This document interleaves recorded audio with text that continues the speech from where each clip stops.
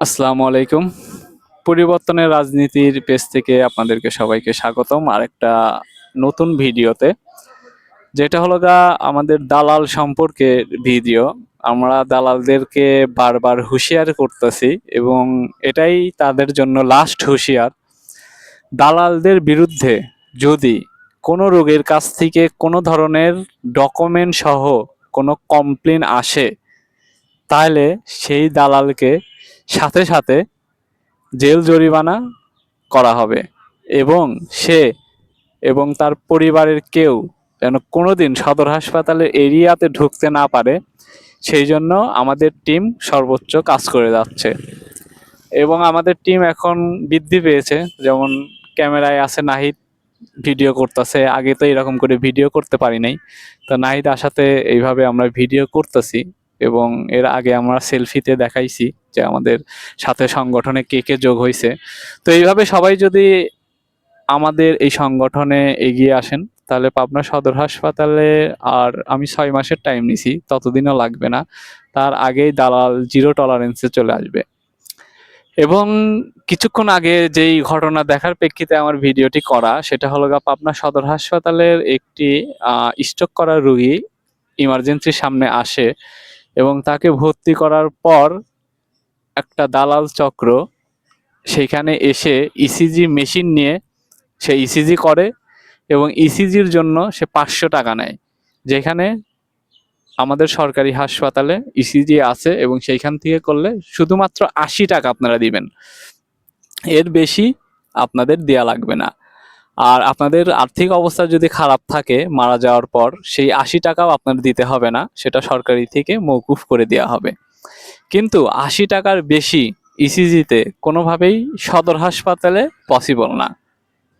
তো আপনাদেরকে সতর্কর জন্য আমরা এই ভিডিওটি করা, যে যদি কেউ সদর হাসপাতালের এসে ইসিজি পরীক্ষা দেয়, তাহলে আপনার 80 টাকার মধ্যে ইসিজি পরীক্ষা আপনি করে ফেলতে পারবেন। এবং আরবিএসও আছে, দুইটা করলে আপনার 140 থেকে 150 টাকা আপনার বিল আসবে, এর বেশি বিল আসবে না। তো এই দুইটি সেবা সদর হাসপাতালের এডি স্যার মহোদয় 24 ঘন্টার জন্য ব্যবস্থা করছে, যেটা সদর হাসপাতালের আগের পরিস্থিতি যারা আসছেন, যারা দেখছেন, তারা জানেন যে এটা কি ধরনের সমস্যা আর কি।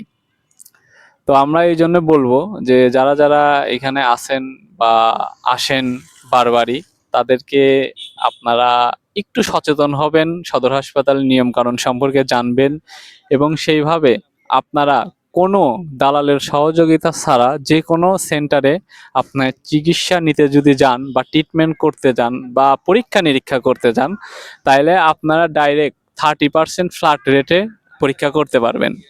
বা যদি আপনি মনে করেন আপনার কোনো ভাই, কোনো ব্রাদার, কোনো চাচা, কোনো ভাইস্তে, যত আত্মীয় স্বজন নিয়ে যাবেন, দেখবেন যে পার্সেন্টেজ যদি কমে যায়, 30%-এর নিচে হয়, তাহলে মনে করবেন আপনার ভাই, চাচা, খালু এরাই দালাল। তো এই দালালদের উদ্দেশ্যই মূলত সতর্কবার্তা এটা ছিল। এবং সদর হাসপাতালের প্রশাসনকে আবারও বলছি যে সদর হাসপাতালের জিরো টলারেন্সে ছিল আপনার ইসিজি এবং আরবিএস। সেটা আমি আজকে দেখতে পারলাম যে ইমার্জেন্সিতে যেই রোগীগুলা এসেই মারা যায়, ডেড অবস্থায় আসে, তাদের থেকে ইসিজি করে 500, 1000, 1500, 2000 এরকম টাকা হাতিয়ে নেওয়া হচ্ছে। এবং আমি আবারও ওই যে পিছনে অ্যাম্বুলেন্স দেখতে পাচ্ছেন, অ্যাম্বুলেন্স ড্রাইভারের উদ্দেশ্যে বলবো যে আপনারা কারো থেকেই অতিরিক্ত কোনো টাকা পয়সা নেবেন না।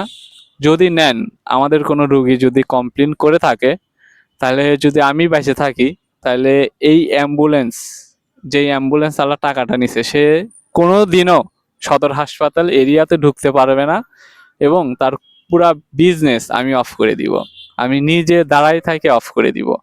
তো এমন যদি কোনো সহৃদয় ব্যক্তি থাকেন, আপনার যদি সাহস থাকে, মনোবল থাকে, তাহলে অবশ্যই আমার সাথে যোগাযোগ করবেন এবং প্রপার ডকুমেন্ট সহ, যেটা আপনার সাথে হয়েছে, কোনো দালাল আপনার সাথে প্রতারিত করছে বা টেস্টের টাকা বেশি নিছে, কোনো ড্রাইভারের আপনার যে অ্যামাউন্ট নেওয়ার কথা ছিল তার থেকে বেশি নিছে, সদর হাসপাতালের পরীক্ষার করার যে অ্যামাউন্ট তার থেকে বেশি নিছে, এরকম যে কোনো সমস্যায় আমাদের পেজে যোগাযোগ করবেন। আমরা ইনশাল্লাহ ইনস্ট্যান্ট আপনাদের সাথে থেকে সেই সেটা আপনাদের যেই ক্ষতিটা হয়েছে সেই ক্ষতিটা পূরণ করে দেওয়ার চেষ্টা করব। এবং আপনাদের সবথেকে ভালো হবে কি যে সেই দালাল বা সেই ড্রাইভার কোনো সময় ঢুকতে পারবে না এই সদর হাসপাতাল এরিয়াতে। তো এই ছিল আজকের বার্তা। সবাই ভালো থাকবেন, সুস্থ থাকবেন। আল্লাহ হাফেজ।